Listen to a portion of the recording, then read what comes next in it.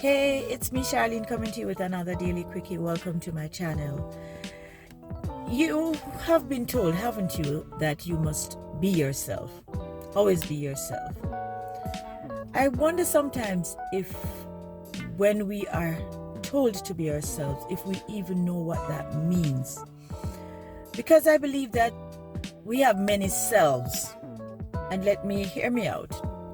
So we come into this world, a particular gender, male, female, or sex, male, female. And so usually we're socialized at home first. So we learn our behaviors, we learn our value system come from our home. Then we go to school, we interact with our peers or teachers, we're socialized there. Some of us go to church, some of us, then we go into the work world as we become adults. So ourselves is always, to me, evolving, changing. So your 3-year-old self will not behave the same way your 15-year-old self shouldn't, nor your 20-something-year-old self, or now I am close to being 60. And while I'm still my authentic self, which is who I have become through my own awareness of myself. That's what brought me to be who I am. I became more self-aware. I worked on myself. I understand my concept of self. I look at my self-esteem, which is always something that I pay attention to. When someone says be yourself, what does that really mean? What does that mean to you? I think I've heard people say, this is me and I'm not changing. I'm actually afraid of those people because you can't be just oneself and that's it, with no intention of evolving or changing or realizing that none of us will ever be perfect. We'll never be a perfect person. But again, I'm gonna go back to what I've always said about perfection, that as we are now, we are who we are in a perfect form, open and willing to change and evolve and be better versions of ourselves. We hear that phrase being tossed around a lot, to become a better version of ourselves, which is through our evolution and our consciousness, raising our levels of consciousness, becoming more aware. All those things to me represent the self.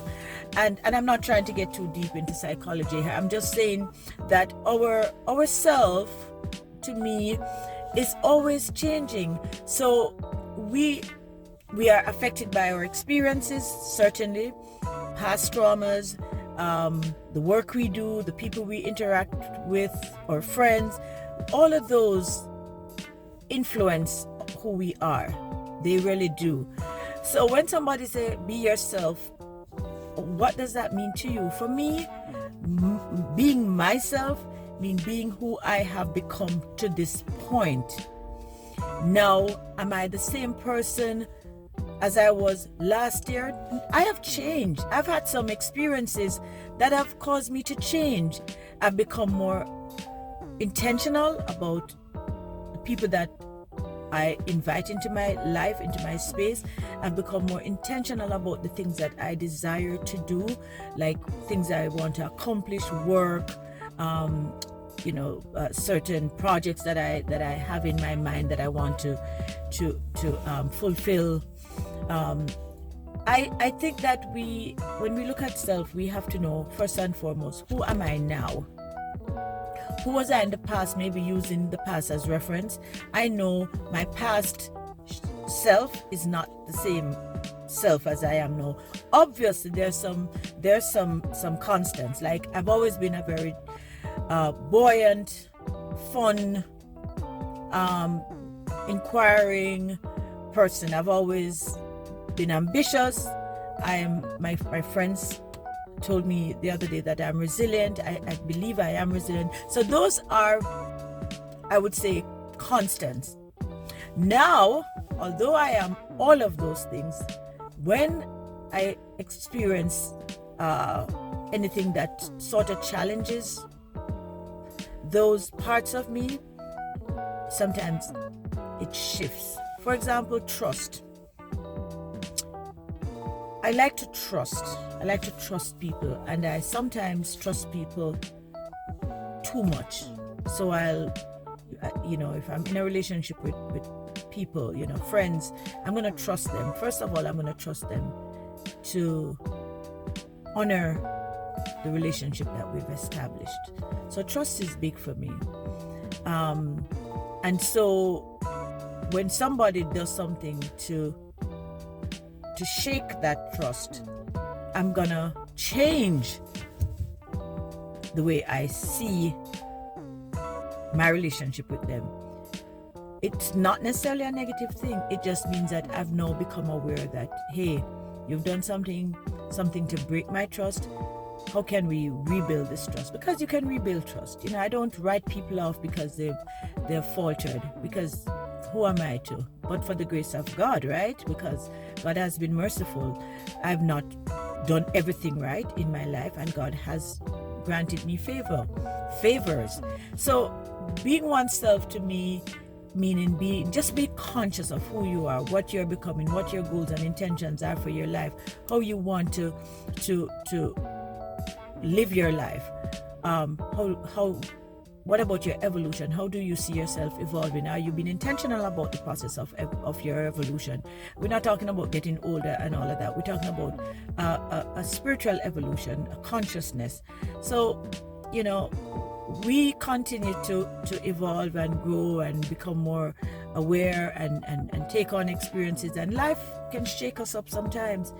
And life can change us. Life in and of itself will change us. If we've had pleasant experiences, they're going to change us. If we've had unpleasant experiences, the thing is to be able to always leave an experience as becoming a better person.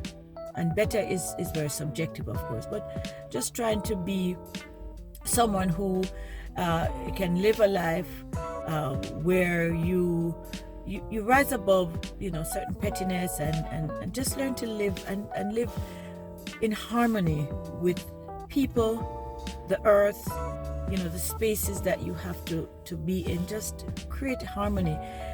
It's not so difficult. I am learning and I'm growing, and I'm trying to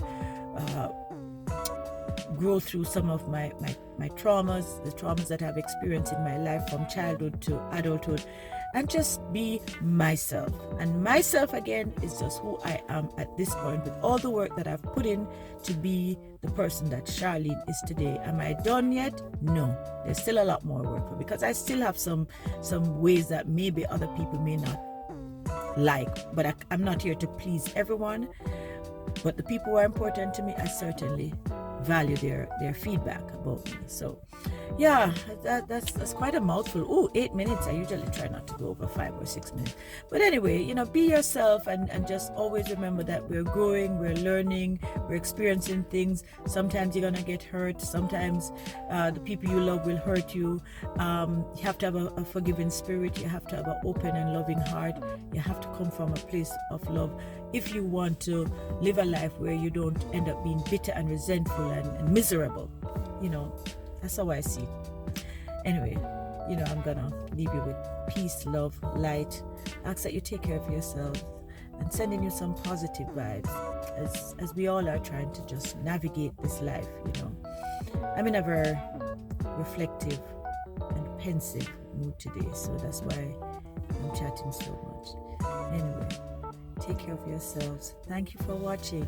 Blessed love.